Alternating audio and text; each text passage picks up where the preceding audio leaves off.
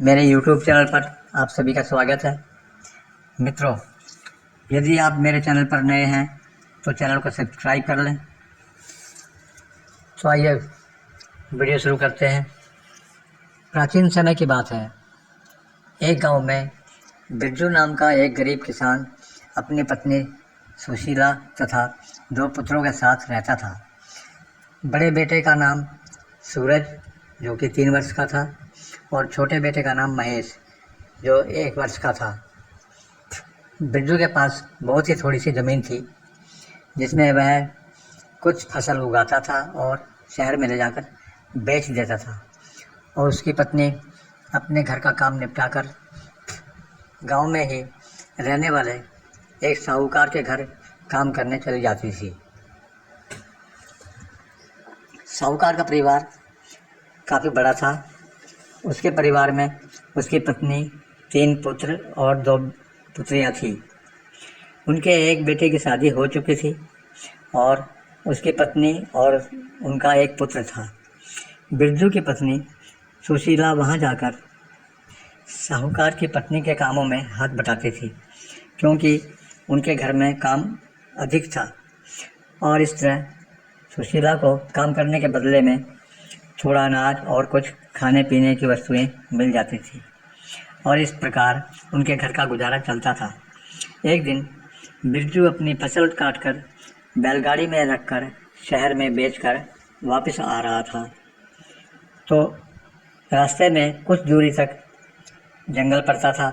वहाँ से वह गुजर रहा था तो उसने एक आवाज़ सुनी। उसे लगा कि उसे कोई पुकार रहा है, तो वह आवाज़ की दिशा में जंगल के अंदर आगे बढ़ा। अब वही आवाज़ फिर से सुनाई दी, तो थोड़ा और आगे जाकर देखा तो उसने देखा कि वहाँ लगभग 8-9 फुट लंबा अजगर सरप पड़ा हुआ है। उसी ने उसे बुलाया था। बिरजू किसान के वहाँ पहुँचने पर सरप बोला, हे मनुष्य, मैंने ही तुम्हें बुलाया है। बिरजू ने पूछा, कहो क्या कहना चाहते हो? तो सरप बोला कि अब मैं बूढ़ा हो गया हूँ और मुझसे अब चला नहीं जाता, और मैं अपना भोजन ढूंढने में असमर्थ हूँ। मुझे काफ़ी दिनों तक भूखा रहना पड़ता है। क्या तुम मुझ पर एक कृपा करोगे? तो बिरजू बोला, कहो क्या कहना चाहते हो? तो सरप बोला, यदि तुम मुझे अपने साथ अपने घर ले चलो तो बहुत अच्छा होगा। वहाँ रहते हुए तुम मुझे जो कुछ दे दिया करोगे वह मैं खा लिया करूँगा। तो इस पर बिरजू किसान बोला, परंतु तुम्हारा भोजन तो मांसाहार है, वह तो मैं तुम्हें नहीं दे पाऊँगा। इस पर सरप ने कहा कि तुम्हारे साथ रहकर तुम जो कुछ भी भोजन मेरे को दोगे मैं वही ग्रहण कर लूँगा, बस मुझे थोड़ा सा दूध अवश्य दे दिया करना। बिरजू को उस पर दया आ गई और उसने उस सरप को उठाकर बैलगाड़ी में रख लिया और घर के लिए चल दिया। घर पहुंचने पर जब उसकी पत्नी और उसके दोनों बेटों ने सरप को देखा तो वे सब डर गए। तब पत्नी ने पूछा कि इसे क्यों लाए हो और इसे यहाँ रखना उचित नहीं। परंतु बिरजू के समझाने पर सुशीला मान गई, और फिर किसान रोज सर्प को अपने भोजन से ही कुछ भोजन सर्प को देता और थोड़ा सा दूध भी दे देता।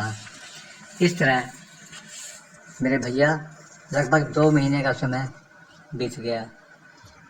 अब बिरजू के दोनों बेटे सर्प के साथ खेलते रहते थे, और तब बिरजू की बहन अपने 1 वर्ष के पुत्र को लेकर वहाँ रहने के लिए आई। तो जब उसने सर्प को देखा तो वह भी डर गई, परंतु बिरजू के समझाने पर उसका डर समाप्त हो गया और उसका बच्चा भी सर्प के साथ खेलने लग गया। एक दिन बिरजू अपने खेत पर गया था और सुशीला अपने दोनों बच्चों को लेकर, सूरज और नीरज को लेकर अपने साथ कई काम से गई थी। घर पर बिरजू की बहन और उसका 1.5 वर्ष का बेटा घर पर थे। अचानक बिरजू की बहन को कुएं से पानी भरने के लिए जाना पड़ा, तो वह अपने पुत्र को घर पर ही छोड़कर पानी लेने कुएं पर गई।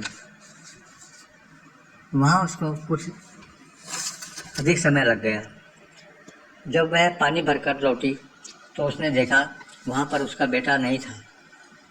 उसने अच्छी तरह से घर के अंदर और बाहर सब जगह देखा, आसपास के घरों में पूछा, पूरे गांव के लोग उसको ढूंढने लगे, आसपास कहीं पता नहीं लगा। काफ़ी कोशिश करने के बाद वह नहीं मिला, तो यह मान लिया कि कोई जंगली जानवर बच्चे को उठाकर ले गया, क्योंकि उनका घर गांव के बाहर की तरफ था। तो पूरा परिवार रो पीट कर रह गया। कुछ दिन बाद बिरजू की बहन अपने घर वापस चली गई और फिर दिन बीतने लगे।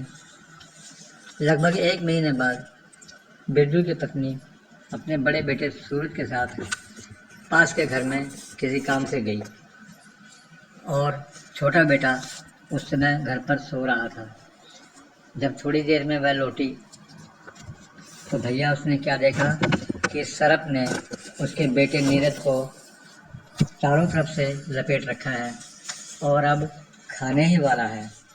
तो सुशीला बचाओ बचाओ करके चिल्लाने लगी। तभी गांव के कुछ लोग आ गए और बिरजू को भी किसी ने बता दिया, तो वह भी पास के खेत से, जो कि थोड़ी दूरी पर था, शोर सुनकर वह भी आ गया और सभी ने मिलकर बच्चे को सरप की पकड़ से बचा लिया। और उसी समय बिरजू उस सांप को पकड़कर बैलगाड़ी में रखकर जंगल में छोड़ आया। तब उसकी समझ में आया कि बिरजू की बहन के पुत्र को भी इसी अजगर ने निगल लिया होगा। तो दोस्तों, कहानी कैसी लगी? यदि अच्छी लगी हो तो कमेंट करें।